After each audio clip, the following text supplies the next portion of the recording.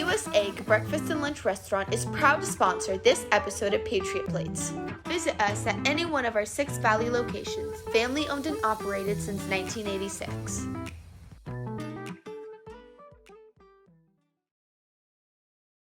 Let every nation know, whether it wishes us well or ill, that we shall pay any price, bear any burden, meet any hardship, support any friend, oppose any foe, to assure the survival and the success of liberty.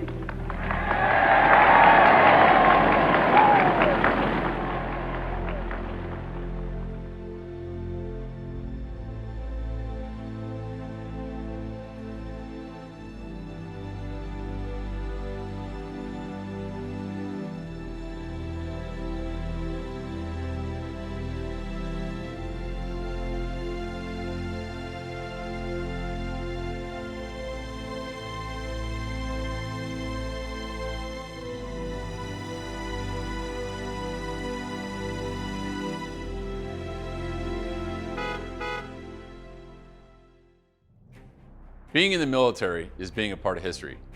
And with approximately 18 million veterans in the United States, each one has a story. I'm Major Scott Husing, United States Marine Corps, retired. I had 10 deployments and led hundreds of combat missions. My company and I fought in some of the deadliest battles in Iraq.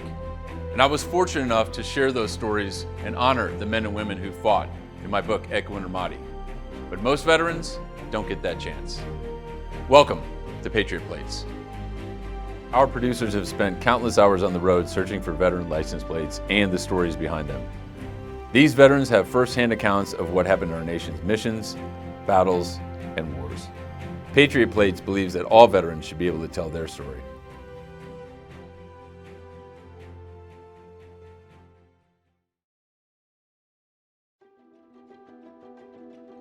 My name is Robert McDermott. I grew up in Woodbury, Connecticut. I started my career in the Navy in 1984 and then had a long break in service, then came into the Army in the late 90s and was in and out of there, active duty and reserve until 2019 when I retired as an Army Sergeant First Class. Well, my grandfather was a World War II veteran and my dad was a veteran in the Navy. So I always kind of knew I wanted to at least join a service, didn't know which one at the time. And before I graduated, I had already enlisted. Being part of a military family and wanting to follow in those footsteps and serve my country was a really big factor in that. So I joined the Army. I did my first enlistment in the Army at Fort Bliss in an Air Defense Artillery Unit and ended up getting out of active duty and went to reserves. Decided I wanted to go back. I go to Fort Wainwright, Alaska in 2005 and we're getting ready to deploy to Iraq.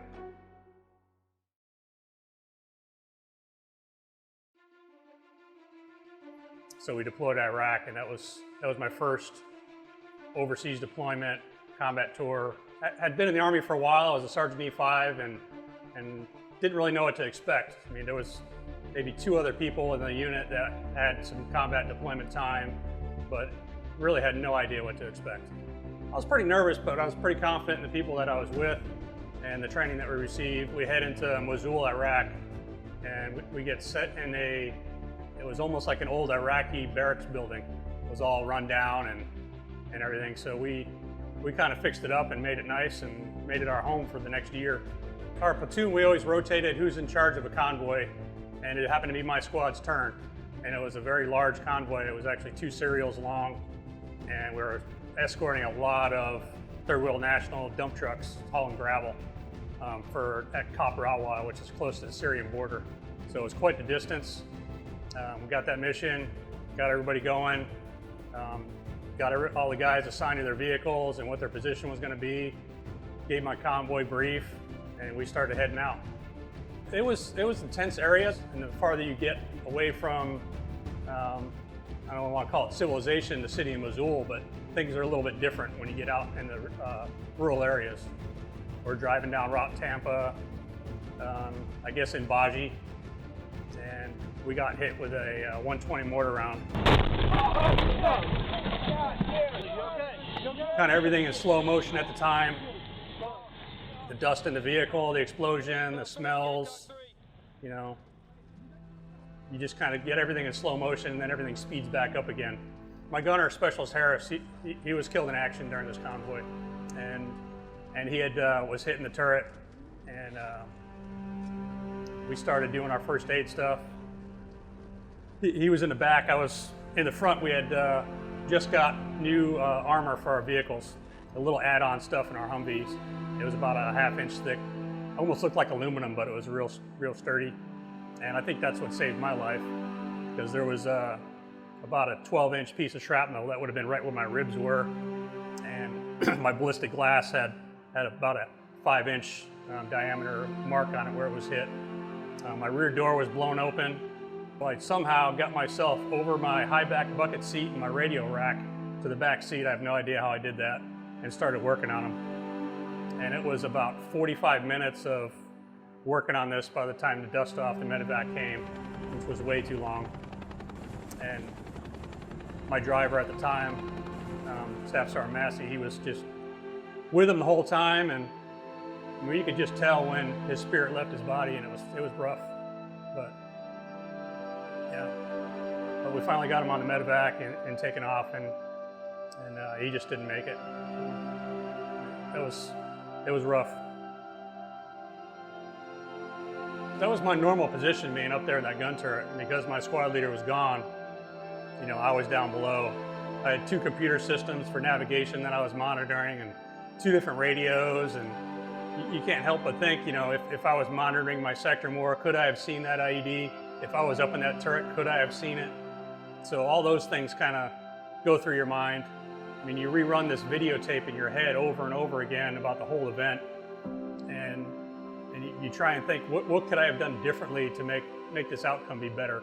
So after that, we medevac took off, we reconstituted. Of course, my vehicle was disabled, so I jumped in the back seat of my battalion commander's vehicle, and we took the lead there. And I was pretty exhausted at this point. I mean, the adrenaline rush had worn off, and I was pretty quiet in the back seat there. And the colonel just started having a conversation with me, started asking me questions. I mean, how does he operate his computer system up there that he was sitting behind, which I'm sure he already knew, but you know, he just wanted to get me talking and get my head back in the game, and he was pretty instrumental in me just not shutting down totally at the time.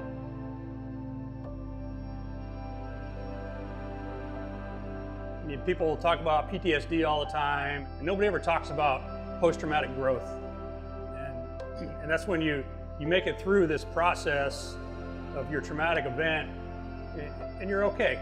You know, you've made it, you've learned how to deal with it.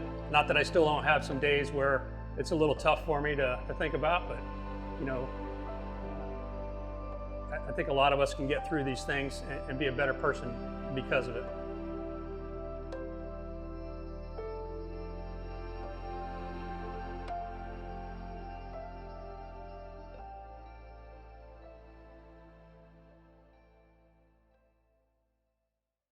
After I finished my 2 tours in Iraq and 2 in Afghanistan, I transitioned to the White House Transportation Agency, where I was a driver for the last half of the Obama administration and the first half of the Trump administration.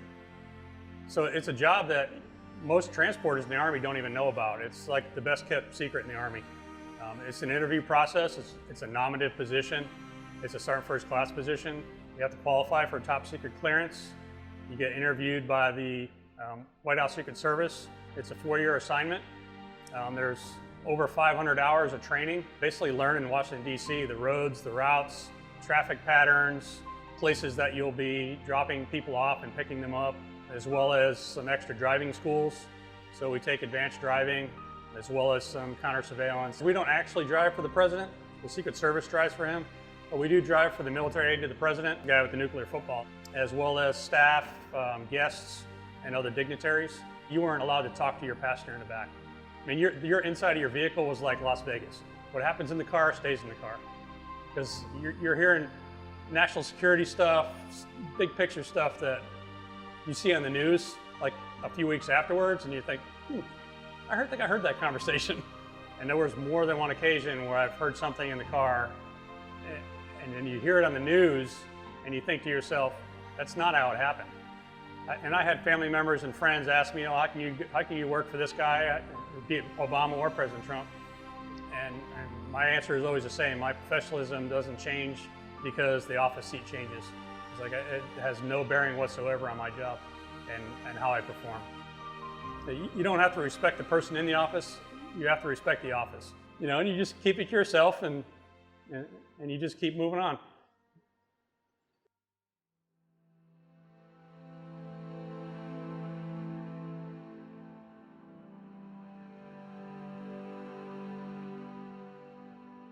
Patriotism to me is something that's bigger than you are. And I have to look back on the Harris family of my soldier who got killed. They're just 100% class act. After the deployment, we got some memorials and some granite stones and stuff put up on base, and they came out for that event.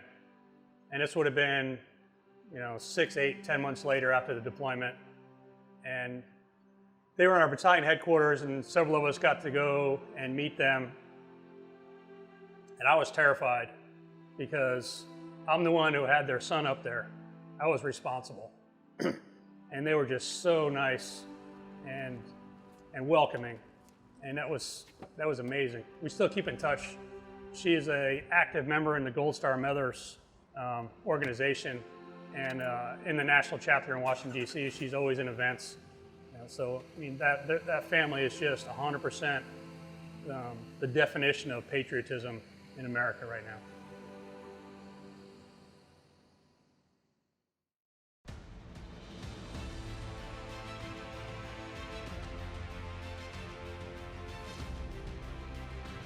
Don't miss our next veteran story on Patriot Plates.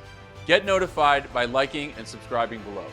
We want to thank our special sponsors, the Papago National Guard Base and the Arizona Military Museum, under the direction of Colonel Joe Abodili, who made this episode possible.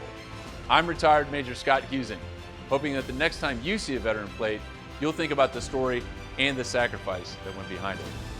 Thanks for watching Patriot Plates. One veteran, one story.